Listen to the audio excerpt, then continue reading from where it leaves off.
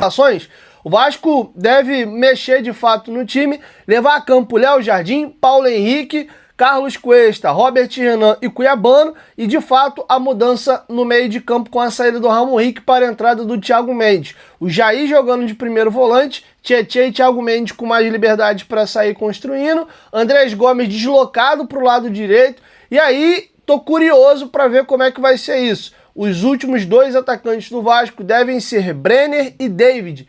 Eu colocaria o David de ponta esquerda e o Brenner de centroavante. Porém, eu já vi o Vasco atuar com David e Brenner e eles jogarem de maneira invertida. O Brenner de ponta e o David de centroavante. Posso dizer para vocês aqui o jogo, por exemplo, do Vasco com o Corinthians pelo Brasileiro desse ano, lá em Itaquera. É o Brenner que está na beirada e o David está de centroavante. Teve um jogo também que eu não vou lembrar contra quem agora, minha memória está me traindo, que eu vi os dois jogarem juntos e a mesma situação. Só que agora é um treinador novo. Eu não faria isso. O David é ponta esquerda e o Brenner, eles podem até trocar de posição, né? O Brenner gosta de sair da área, então quando o Brenner sai da área, o David de repente ocupa aquele espaço ali. É uma situação. Outro detalhe sobre a escalação, queria trazer para vocês aqui as últimas formações do Vasco nos confrontos contra o Fluminense, para a gente dar uma olhada no que mudou. As semifinais do Carioca, da Copa do Brasil do ano passado, desculpa, o Vasco teve a mesma formação, tá? Jardim, PH, Cuesta, Robert Renan e Puma. O Piton tem uma lesão e quem joga as semifinais e as finais da Copa do Brasil do ano passado é o Puma, improvisado na lateral esquerda. E nós tivemos ali do meio para frente Barros, Thiago Mendes, Coutinho, Nuno, Andrés Gomes e Ryan. Esse foi o time que o Vasco levou nas semifinais do Carioca. Da Copa do Brasil, desculpa. Nesse ano no estadual, o jogo de ida, o Vasco perdeu para o Fluminense de 1-0. Nós tivemos a seguinte formação aqui no Campeonato Carioca. Jardim, Paulo Henrique, Saldívia, Renan, Puma na lateral esquerda. Aqui foi com o Diniz. Tietê, Barros, Rojas, Gomes, Nuno e Spinelli. O Fluminense ganhou esse jogo de 1-0, gol do Serna. Jogo de volta, o Diniz foi demitido, inclusive depois desse jogo.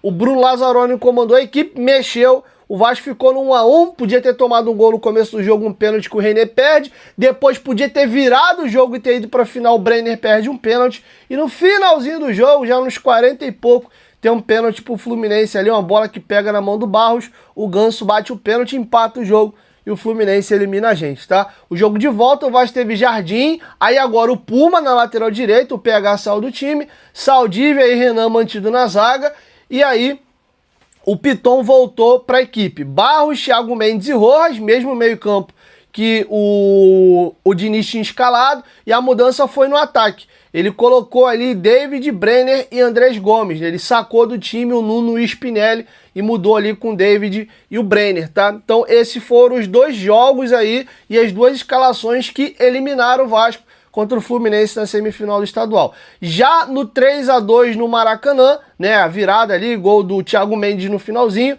o Vasco levou a campo Jardim, PH, Renan, Cuiabano e Saldívia, Hugo Moura, Thiago Mendes, Tietê, não tinha mais esse meio armador, Nuno, David e Andrés Gomes, tá? Inclusive os gols do Vasco foram marcados ali pelo Spinelli, pelo Nuno e pelo Thiago Mendes. E aí o jogo da volta, vocês lembram, né? Essa escalação que eu trouxe para você, jogo de ida da Copa do Brasil agora, com a saída do Adson, né?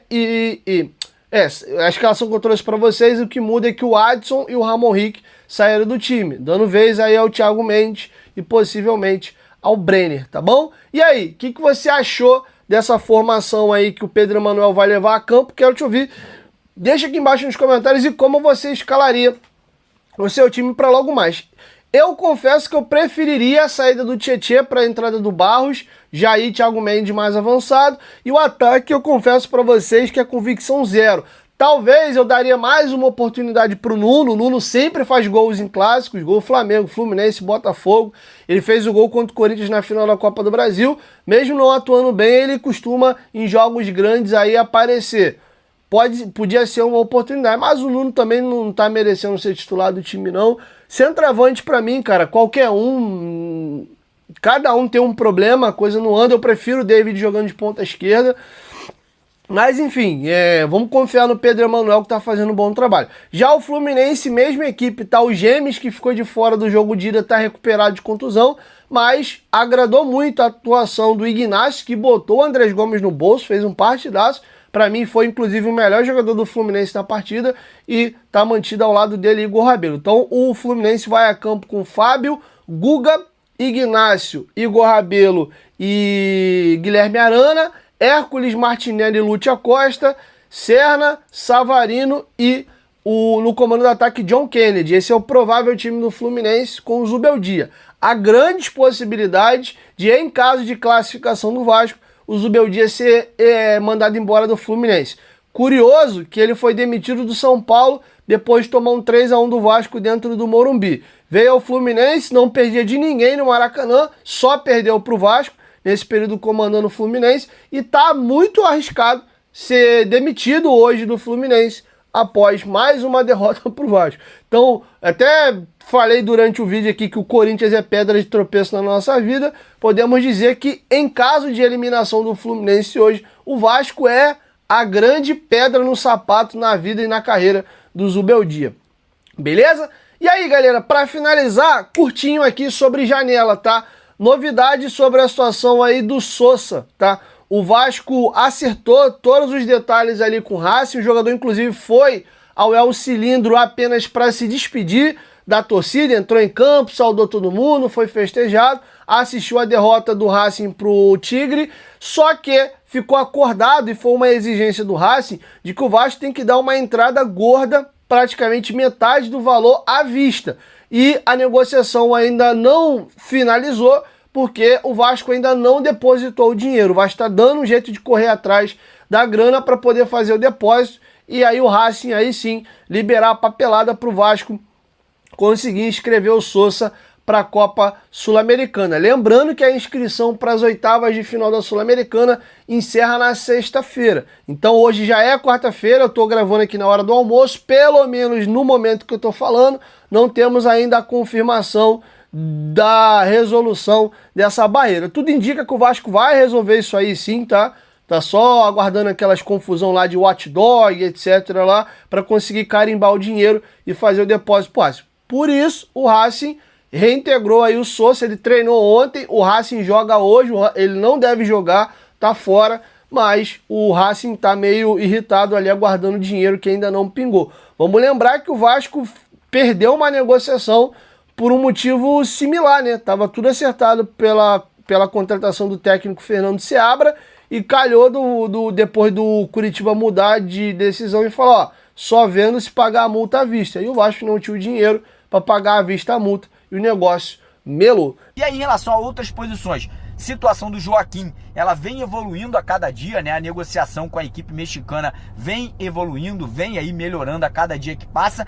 E também tem a situação, né, do atleta John Córdoba, centroavante que atua no futebol russo, no Krasnodar. Negociação difícil, porque o Krasnodar quer dinheiro, quer uma recompensação financeira, né? Ele é o maior artilheiro da história do Krasnodar. Ano passado fez uma temporada histórica, né, com 42 gols, 11 assistências, um cara que é experiente, tem 33 anos, mas vive um grande momento, né, é o titular da seleção colombiana, é um jogador, né, que apesar da idade avançada não tem problemas físicos sérios, né, não tem aí, nunca teve nenhuma lesão muito grave, e o Vasco entende que é um jogador que chegaria e resolveria o problema de ataque, de gols do Vasco por pelo menos 2 temporadas. Então o Vasco segue tentando a liberação do jogador. Tem que pagar? Tem que pagar. Vamos ver quanto que o Krasnodar vai querer aí para poder liberar o jogador. Em relação a outras negociações, o Vasco conversa com o Danilo Barbosa, o Vasco conversa com o zagueiro Nathan Silva, o Vasco tem outras possibilidades de mercado, e tem também a questão do Brian Rodrigues, né, que estava negociando com o Cruzeiro acabou contratando 3 atacantes do mundo árabe, e agora o caminho ficou livre para o Vasco. O problema é o valor. A equipe do América do México não negocia Brian Rodrigues por menos de 12 milhões de euros. E o Vasco, obviamente, passando por esse processo de venda, de transição, de empréstimo, de aprovação na justiça, tá difícil de conseguir essas garantias, né? Será que o América do México vai ser mais flexível? Vai liberar o jogador aí, de repente, por um empréstimo com opção de compra? Se liberar, o Vasco vai atrás e vai tentar fechar essa contratação. contratação. Se você me perguntar se eu gosto do jogador, eu acho um ótimo jogador, acho que um jogador bom finalizador, um jogador com muitas assistências, só que tem aquela questão, nunca jogou no Brasil, talvez vai demorar para se adaptar. Vamos ver, vamos esperar os próximos dias aí. Eu acho que o foco agora é fechar com o Colídio e com o Sousa, para depois que fechar essas duas contratações, a gente poder ali começar a explorar outras possibilidades.